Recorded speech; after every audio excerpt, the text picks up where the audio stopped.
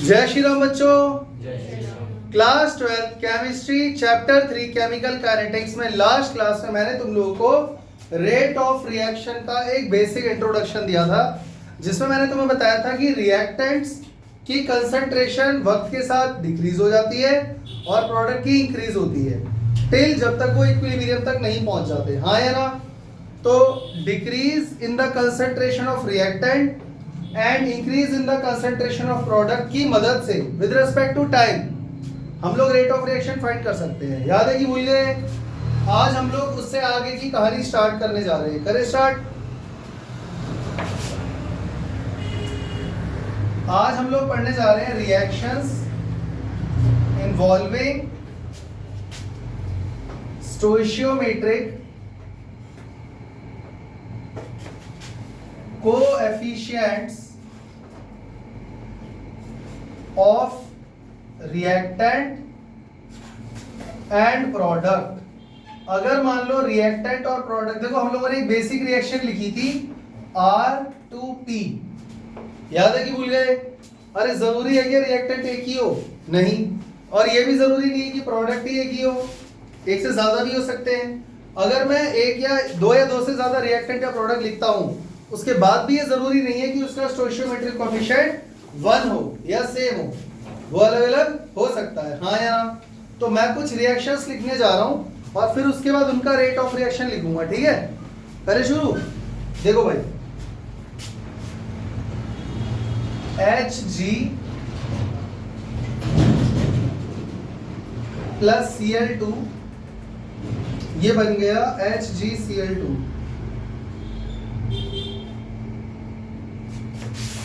Reaction number 1। Reaction number 2,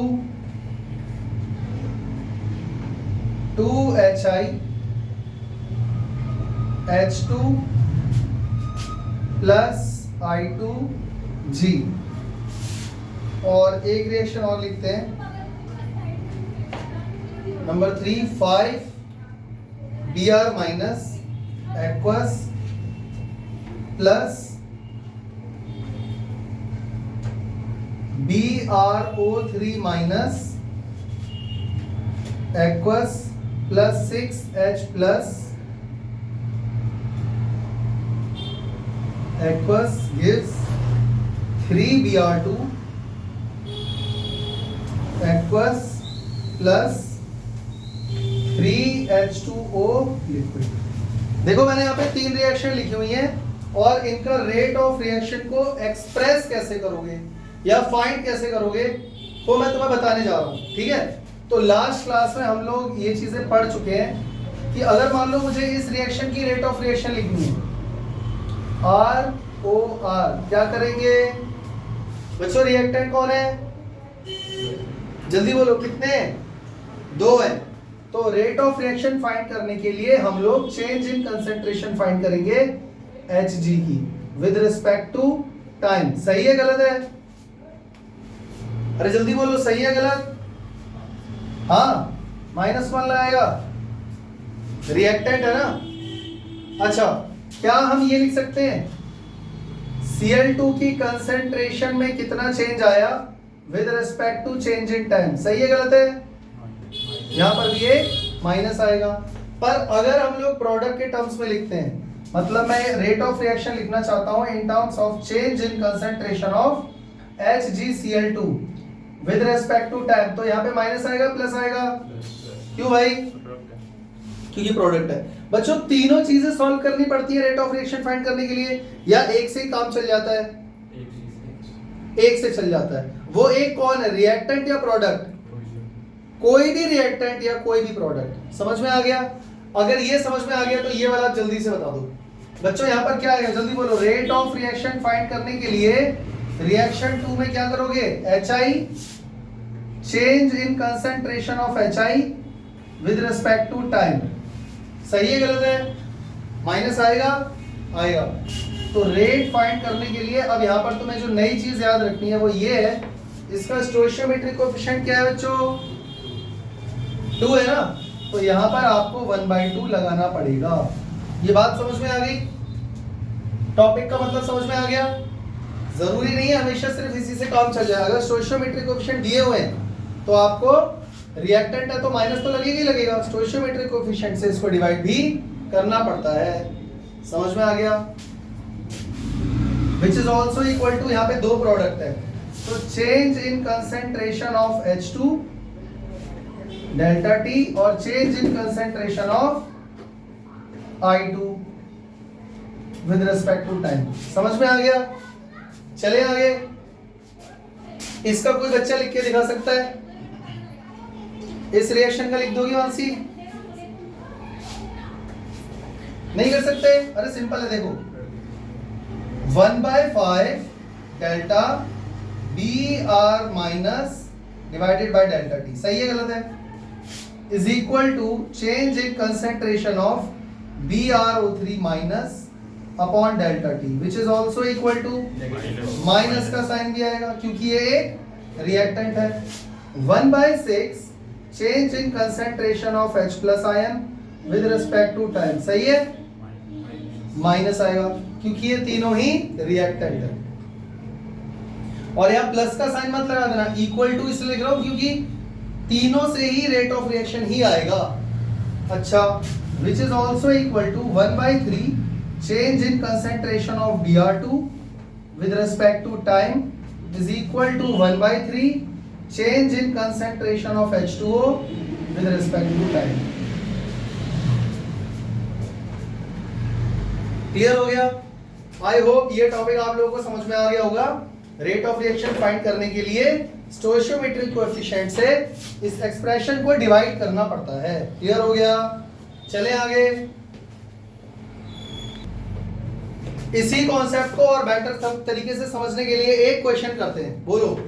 The decomposition of N2O5 is The decomposition of N2O5 in CCl4 in CCl4 at 318 Kelvin at 318 Kelvin has been studied by monitoring has been studying by monitoring the concentration of N2O5 monitoring the concentration of N2O5 in the solution.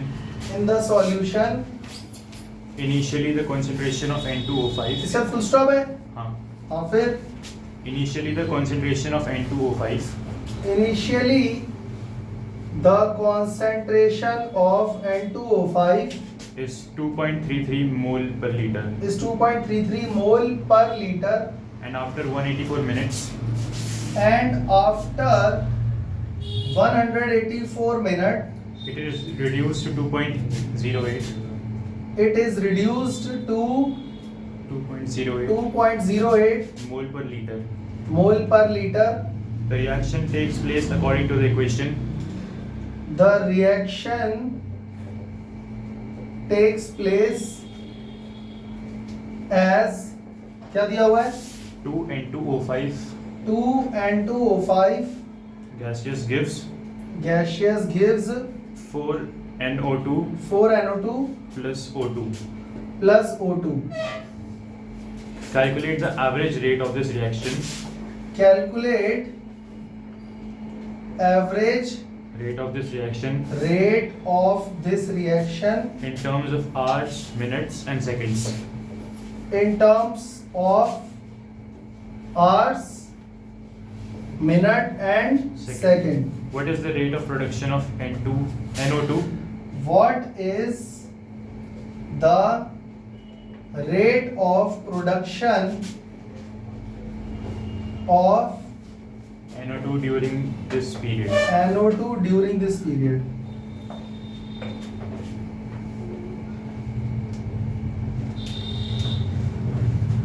और कुछ दिया हुआ है? बस बच्चों, question समझ में आया है नहीं आया पहले ये बताओ।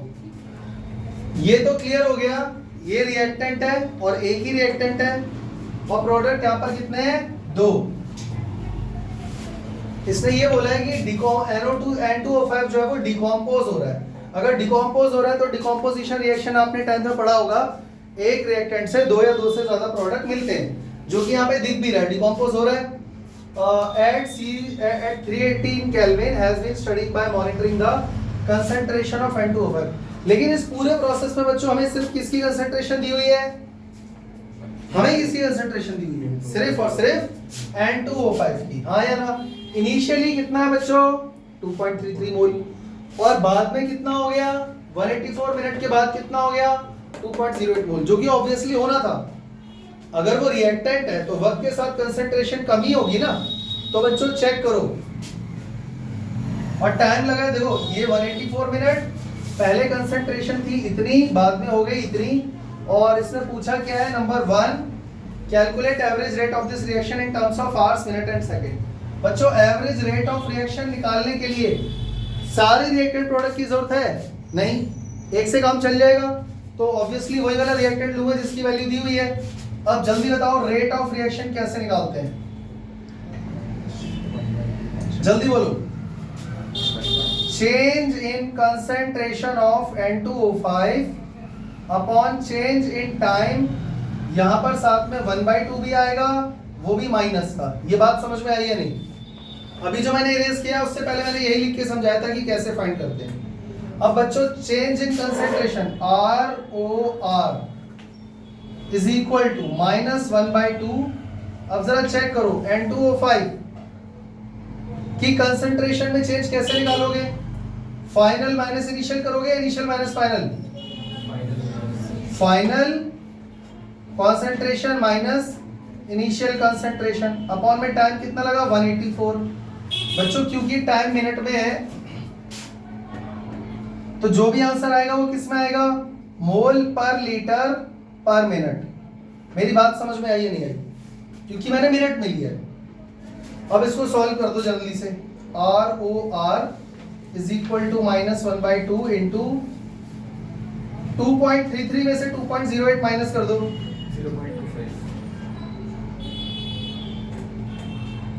0.25 अपॉन 184। बच्चों डेसिमल हटाओगे 2 0 और लग जाएंगे, 25 4 से 100 हो जाएगा, ये हो जाएगा तुम्हारा, और ये माइनस का आएगा क्योंकि माइनस की वैल्यू बड़ी थी, माइनस माइनस प्लस हो जाएगा 1 अपॉन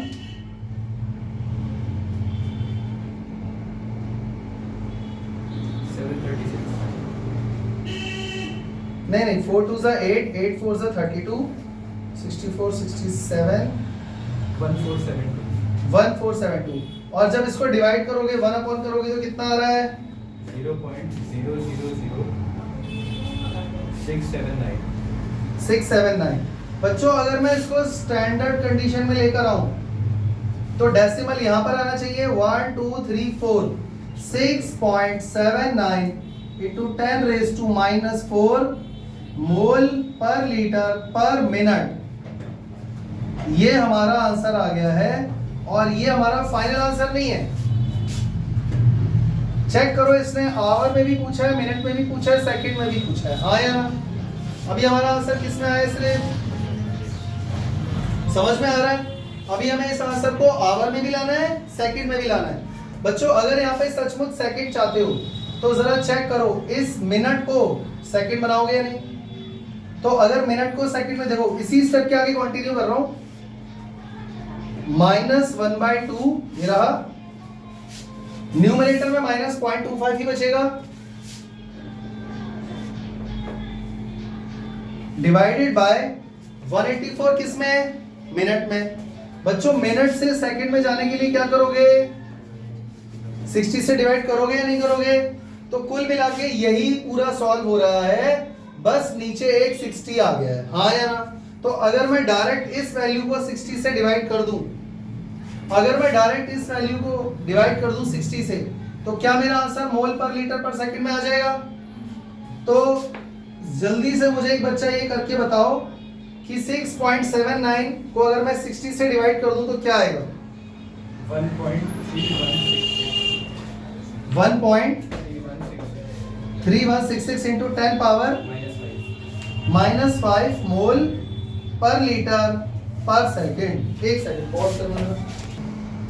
तो यहाँ पे जब हमने इस वैल्यू को 60 से डिवाइड करा तो हमारा आंसर आ गया 1.131, और इतना ज्यादा डेसिमल में लिखने की जरूरत नहीं है, मोल पर लीटर पर सेकंड। कोई दिक्कत? यानी हमारा आंसर मिनट में आ गया है, सेकंड में आ गया है। अब बच्चों जरा चेक करो इसी आंसर को, क्योंकि ये पर मिनट में है, अगर मुझे आवर में लाना है तो जरा चेक करो ये 184, देखो ये सेम वैल्यू मैंने यहाँ पे लिख दी है, ठीक है, इसको माइनस करोगे माइनस 0.25 आ जाएगा। अगर ये 184 मिनट में, इसको आवर में लाने के लिए क्या करोगे? मिनट को आवर में लाने के लिए क्या करोगे? Divide by 60।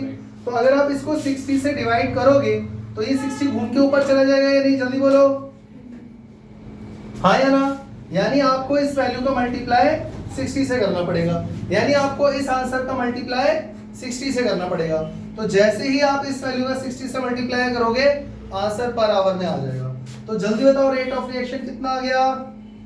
4.07 into 10 to the power -2 -2 हाँ मोल पर लीटर पर आवर।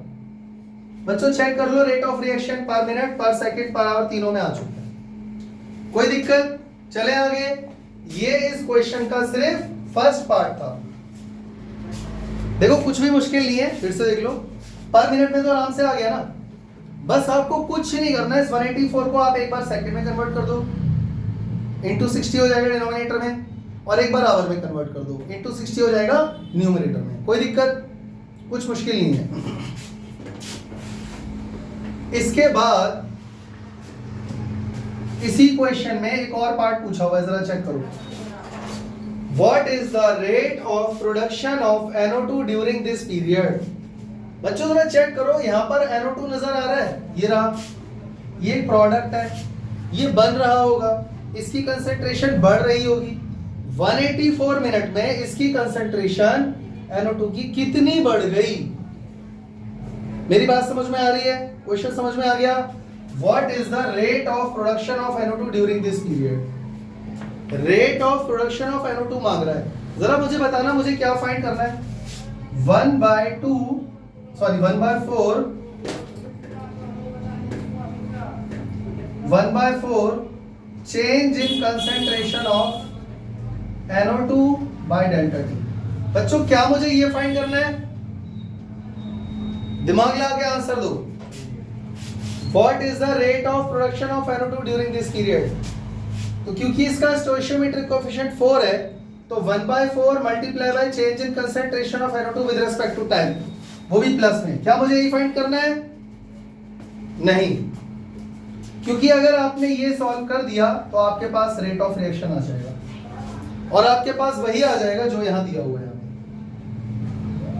समझ में आ गया? जबकि उसने पूछा क्या है? Rate of production of NO2, मतलब उसने सिर्फ ये पूछा है change in concentration of NO2, increase in concentration of NO2 with respect to time के लिए रेट आ जाएगा। तो rate of production of NO2 यही तो है। तो 4 कहां गया नीचे? 4 हम यहां पे मल्टीप्लाई कर देंगे। समझ में आ गया? तो delta NO2 concentration by delta T will be equal to 6.79 into 10 power -4 into 4 कर दो, तो आपके पास आ जाएगा rate of production of NO2 in 184 minute.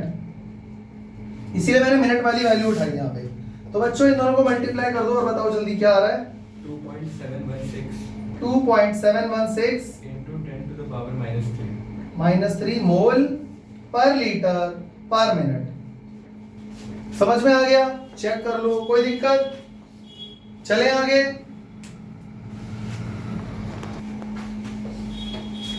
इसके बाद बच्चों हमारा अगला टॉपिक है factors influencing the rate of reaction.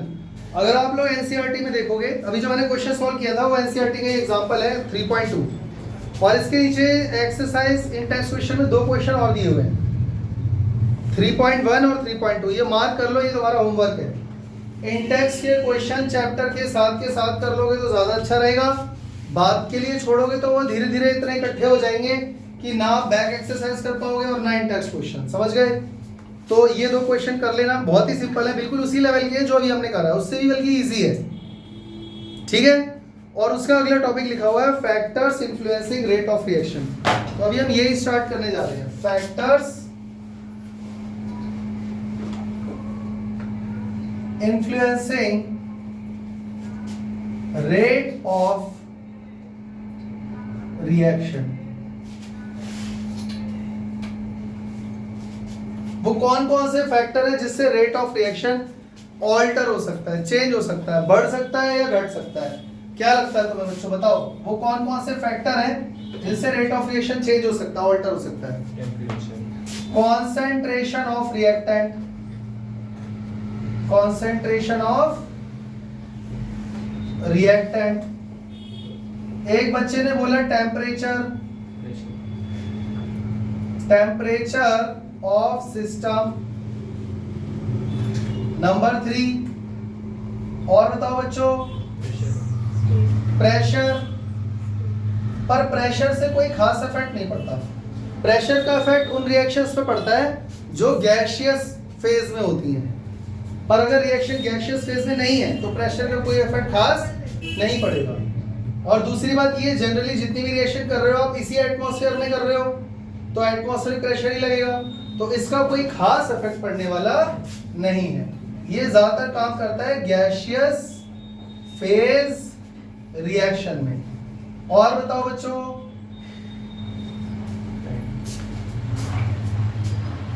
Presence of catalyst, catalyst है या नहीं?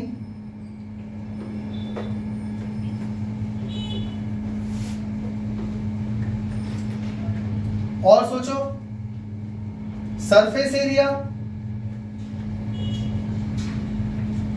Of reactant. और बताओ, nature of reactants and products. ये बात बच्चों समझ में आ गई? यही चीजें हमें इस पूरे चैप्टर में बारी बारी पढ़नी है और धीरे धीरे चैप्टर खात्मे की तरफ आ जाएगा। इसके अलावा और भी बहुत सारी चीजें हैं, पर ये बेसिक चीजें हैं जो तुम्हें पढ़नी है। करें शुरू? हमें सारी चीजें डिटेल में पढ़नी है। Number 1, concentration of. देखो मैं तुम्हें एक बेसिक आइडिया दे रहा हूं पहले इन 6 के बारे में, फिर डिटेल में पढ़ेंगे, क्योंकि कंसंट्रेशन ऑफ रिएक्टेंट के अंदर पूरा तुम्हारा ये आ जाएगा, लॉ ऑफ मास एक्शन या रेट लॉ पूरा आ जाएगा इसके अंदर। अभी हम उतना डिटेल में नहीं जा रहे हैं, इन 6 के बारे में तुम्हें थोड़ा थोड़ा आइडिया दे रहा हूं। कंसंट्रेशन ऑफ रिएक्टेंट, या इसको ऐसे करो ना, पूरी हेडिंग मैं नहीं लिख रहा, ये तो फिर सेम हेडिंग दोबारा आ जाएगी नीचे। इसको आप ऐसे समझ लो, जो रेट ऑफ रिएक्शन होता है वो सीधा सीधा डिपेंड करता है किस पर? Concentration of reactant. ये मुझे समझाना पड़ेगा या समझ गए? ये चीज 11th में तुम लोगों ने पढ़ी थी इक्विलिब्रियम चैप्टर में, अगर तुम्हें याद नहीं है तो याद दिला देता हूं कि जब रिएक्शन इक्विलिब्रियम की तरफ पहुंच रहा था वो धीरे धीरे स्लो हो रहा था। याद है कि भूल गए? और ऐसे में उसको फास्ट करने के लिए आप 2 काम करते थे, या तो उसमें और रिएक्टेंट डाल देते थे, हाँ या ना, या फिर आप प्रोडक्ट को रिमूव कर देते थे। याद है कि भूल गए?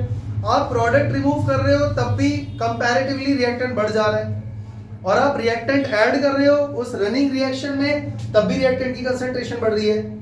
और आप ऐसे भी कॉमन सेंस लगाओ, रिएक्शन शुरू में तेज होता है बाद में धीरे होता चला जाता है। शुरू में तेज क्यों होता है? क्योंकि शुरू में रिएक्टेंट की कंसंट्रेशन ज्यादा होती है। नहीं आ रहा समझ में? यानी रेट ऑफ रिएक्शन सीधा सीधा डिपेंड किस पर करता है? कॉन्सेंट्रेशन ऑफ रिएक्टेंट पे। जितनी ज्यादा रिएक्टेंट की कंसंट्रेशन होगी उतना ही रिएक्शन फास्ट होगा। अब धीरे धीरे क्या होता है, रिएक्टेंट की कंसंट्रेशन कम होती जाती है तो रिएक्शन भी स्लो होता जाता है, और इक्विलिब्रियम तक पहुंचते पहुंचते वो बिल्कुल स्लो हो चुका होता है। ग्राफ बनाया था ना, एक तो ऐसे गया था और एक ऐसे गया था, लास्ट क्लास में ग्राफ बनाया था ना, क्लियर हो गया? इसमें भी और कुछ लिखूं या क्लियर है? ये अपने आप में सेल्फ एक्सप्लेनेटरी लाइन है। नंबर 2 बच्चों, टेम्परेचर ऑफ रिएक्शन कह लो या सिस्टम कह लो, एक ही बात है। टेम्परेचर बढ़ाने से रिएक्शन फास्ट होगा या स्लो होगा? जल्दी बोलो, फास्ट होगा या स्लो होगा? फास्ट होगा। तुम लोगों ने ली चैटरले प्रिंसिपल पढ़ा है बच्चों? मैं नहीं पढ़ाया था। एंडोथर्मिक रिएक्शन है अगर और मैं उसको हीट दे रहा हूं तो रिएक्शन फास्ट होगा, बट अगर एक्सोथर्मिक रिएक्शन है तो स्लो हो जाएगा। पर यहां पर ऐसा नहीं होगा, यहां पर ऐसा नहीं होगा। उसका रीजन है, हम देखो वहां जो हमने रिएक्शन पढ़ी थी ना वो गैसियस फेज में थे, उसमें हम दोनों को इंक्लूड करके चल रहे थे।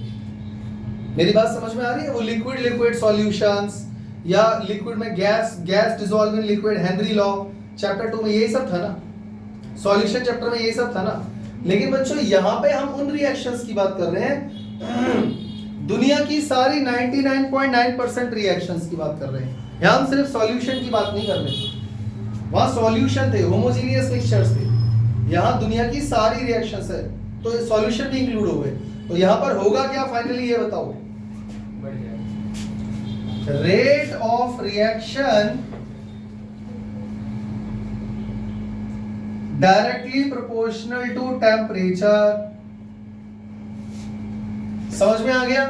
यानी कि rate of reaction increases with rise in temperature, पहली बात। दूसरी बात, रेट ऑफ यानी कि दिस प्रोसेस या दिस फेनोमेना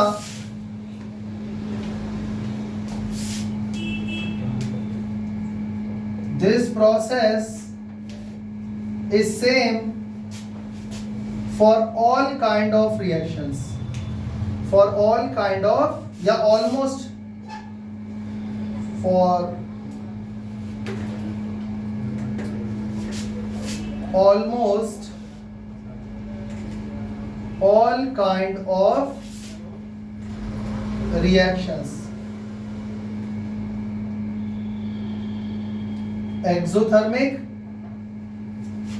एंड एंडोथर्मिक।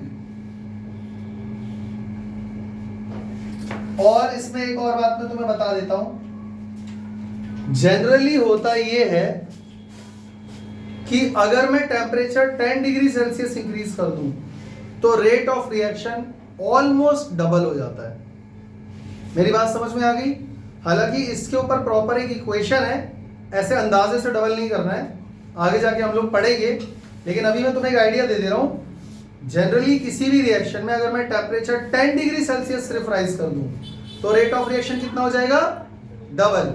चलो बताओ, अगर मान लो टेम्परेचर है 40 डिग्री सेल्सियस, ये टेम्परेचर है, और रेट ऑफ रिएक्शन जो है वो है मान लो 2, तो बच्चों 50 डिग्री सेल्सियस करने पर कितना हो जाएगा rate of reaction? 4। 70 degree Celsius करने पर कितना हो जाएगा? 16। 100 डिग्री सेल्सियस करने पर कितना हो जाएगा? जल्दी बोलो। 512। कैसे? ध्यान से सुनो, आपने यहाँ पे कितना टेम्परेचर बढ़ाया? 10 degree Celsius. Rate of reaction कैसा हो गया? डबल। चेक करो यहां पर आपने कितना टेम्परेचर बढ़ाया? पहले 10 डिग्री सेल्सियस बढ़ाया होगा, तो 4 का डबल कितना हो गया होगा? 8, यानी पहले ये पहुंचा होगा 8 पे, फिर आपने अगेन इसमें 10 डिग्री सेल्सियस बढ़ाया, दोबारा 10 डिग्री सेल्सियस बढ़ाया, अगेन इसका डबल हो गया, तो 8 का डबल क्या हो गया? नहीं आ रहा समझ? बच्चों यहां पर आपने कितना डिग्री सेल्सियस टेम्परेचर बढ़ाया? 10 degree plus 10 degree plus 10 degree. नहीं समझे? तो 16 का डबल होगा, 32 का डबल होगा, और फिर इसका डबल होगा।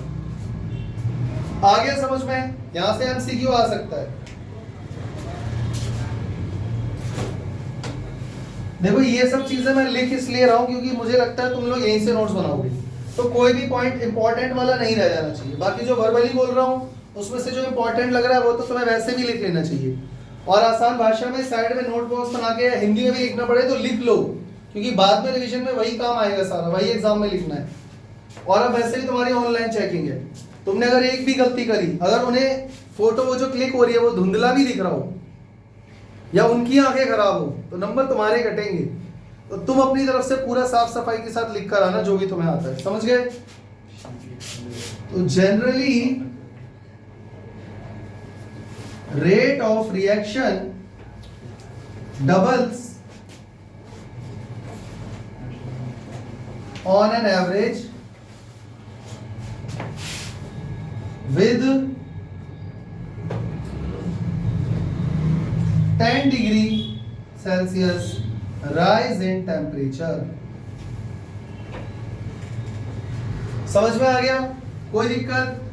ये हो गया, ये हो गया। नंबर 3 पे आ जाओ। Number 3 pressure. बच्चों प्रेशर का यहाँ पर कोई खास रोल नहीं है। प्रेशर का रोल, बल्कि ये पॉइंट मैं यहाँ पर लिखना भी नहीं चाहता हूँ, तो प्रेशर का रोल यहाँ पर इतना खास नहीं है, ठीक है ना। तो यहां पे इससे अच्छा आप लोग एक पॉइंट लिख लो, exposure to radiation. Exposure to radiation.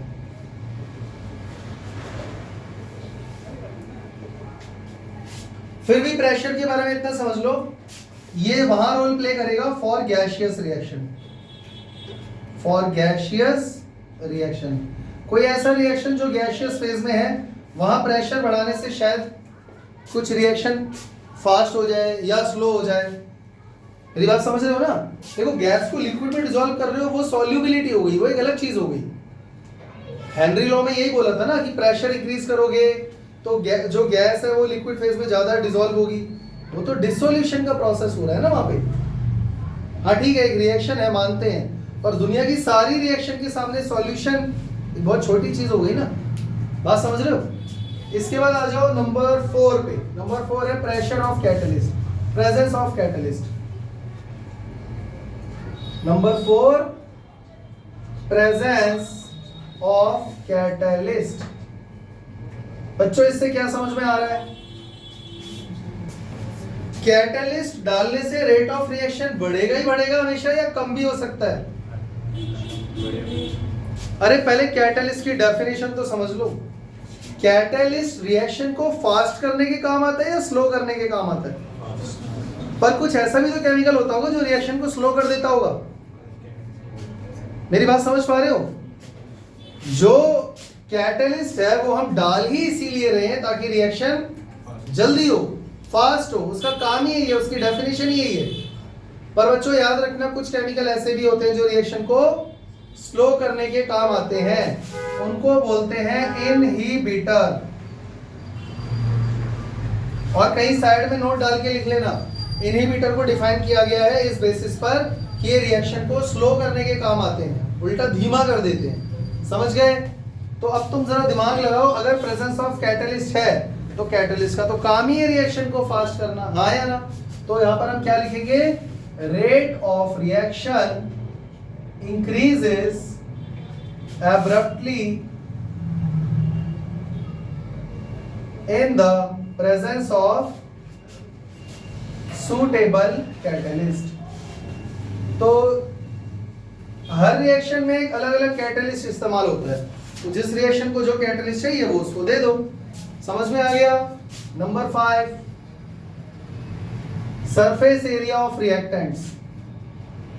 Surface area of reactants, इसको जरा ध्यान से समझना बच्चों। आपने 2 कपड़े लिए, दोनों को गीला किया, एक को रस्सी पर फैला के डाल दिया पूरा, और एक को ऐसे लड्डू बना के रख दिया। दोनों धूप में रखे हुए हैं, कौन जल्दी सूखेगा? जो आपने रस्सी पे डाला है फैला के वो जल्दी सूखेगा, या जो लड्डू बना दिया वो? दोनों सूखेंगे, पर जल्दी कौन सूखेगा? क्योंकि उसका सरफेस एरिया ज्यादा है। जिसको तुमने लड्डू बना दिया उसका सरफेस एरिया एक्सपोजर सनलाइट को मिल ही नहीं रहा। बात समझ पा रहे हो? जिसको नहीं समझ में आया उसको एक और एग्जांपल दे रहा हूं। पनीर बनाते हो बच्चों घर में?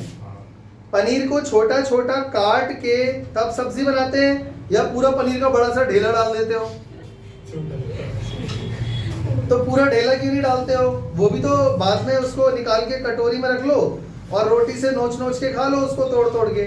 तो काट काट के क्यों डालते हो? बोलो। वो कह रहा ज्यादा मिल जाएगा ऐसे। सुनो मेरी बात सुनो, जरा चेक करो। मान लो एक क्यूब है, पनीर का है। जब आपने उसको काटा तो जब आपने चाकू चलाया, जब वो ओपन हुआ तो क्या 2 नए सरफेस मिले? दो नए सरफेस मिले जो पहले नहीं दिख रहे थे, अब वो दिख रहे हैं। आपने उसको और काटा फर्दर, क्या और नए सरफेस मिले? जरा सोच के देखो, जब उसके छोटे छोटे कई टुकड़े हो जाएंगे कितना सरफेस एरिया इंक्रीज हो गया है, और वो सारा मसाला वहां लगेगा और वो आप खाओगे। खैर वो तो स्वाद की बात है, पर रिएक्शन की अगर हम बात करें तो रिएक्टेंट्स मान लो दो ऐसे हैं जिनका सरफेस एरिया बहुत कम है, तब वो जल्दी रिएक्ट करेंगे, या सरफेस एरिया ज्यादा है उनका तब वो जल्दी रिएक्ट करेंगे। क्योंकि रिएक्शन का मतलब ही ये कांटेक्ट में आना, और कांटेक्ट में आने का मतलब ही ये सरफेस फेनोमेना है। तो इसका मतलब ये हुआ कि सरफेस एरिया जितना ज्यादा होगा उतना ही ज्यादा रेट ऑफ रिएक्शन होगा। मेरी बात समझ में आ गई या नहीं आ गई? पनीर वाला एग्जांपल मत लिख देना यहाँ पे, वो समझाने के लिए था खाली, ठीक है? पनीर खाना है तो शादियों में जाओ।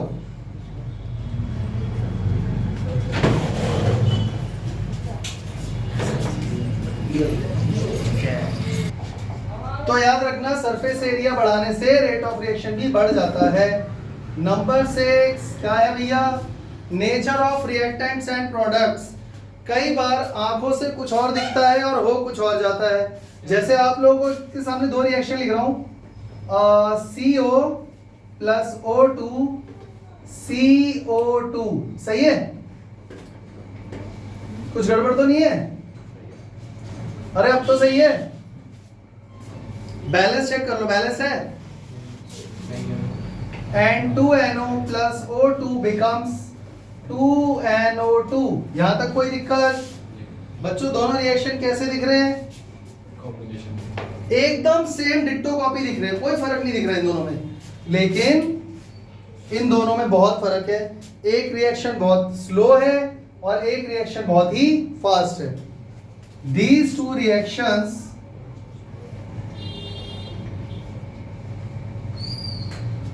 are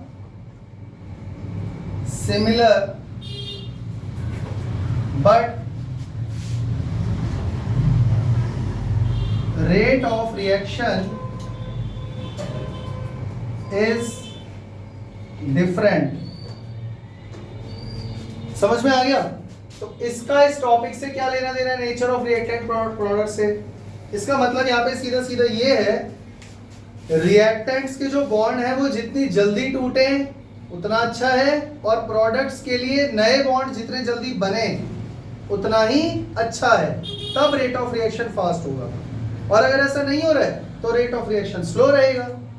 भाई हम यही तो पढ़ रहे हैं ना, रेट ऑफ रिएक्शन पर इस चीज का क्या इफेक्ट पड़ रहा है। मेरी बात समझ पा रहे हो? तो ये तो कह रहे एक एग्जाम्पल था, पर यहां पर काम की बात ये है, ओल्ड बॉन्ड्स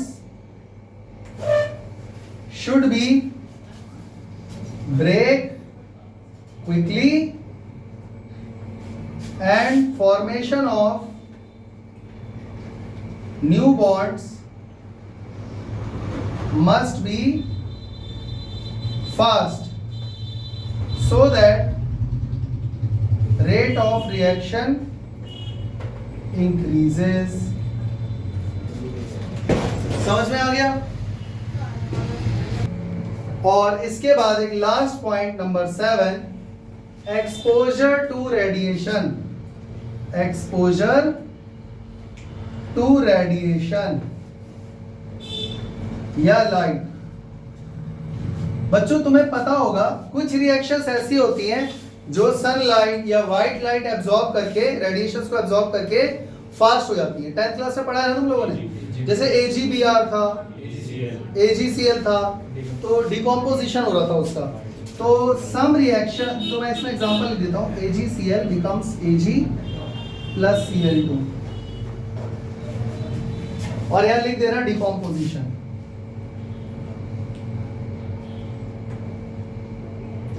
अब मैं यहां पर ये पूरा लिखूं या बोल दूं? बोल दूं, लिख लोगे? Some reactions absorb white light, sunlight और any kind of radiation। जरूरी नहीं है लाइट ही एब्जॉर्ब करे, बहुत सारी रेडिएशंस होती हैं। कोई भी एनर्जी किसी भी फॉर्म में एब्जॉर्ब करके वो रिएक्शन फास्ट हो जाता है, इक्विलिब्रियम की तरफ तेजी से प्रोसीड हो जाता है। तो क्या रेट ऑफ रिएक्शन बढ़ सकता है? हाँ, यानी कि अगर कुछ रिएक्शंस पे एक्सपोजर टू रेडिएशन हो जाए, या उस पर कोई सर्टेन फ्रीक्वेंसी की लाइट उस पर फॉल हो जाए तो रिएक्शन का रेट चेंज हो सकता है। मेरी बात सबको समझ में आ गई? लिख लोगे पक्का? तो ये कुछ ऐसे फैक्टर्स हैं जिससे रेट ऑफ रिएक्शन ऑल्टर हो सकता है। क्लियर हो गया? अब इसके बारे में हम नेक्स्ट क्लास में दोबारा डिटेल में पढ़ेंगे। ये दिख रहा है rate of reaction, concentration of reactant.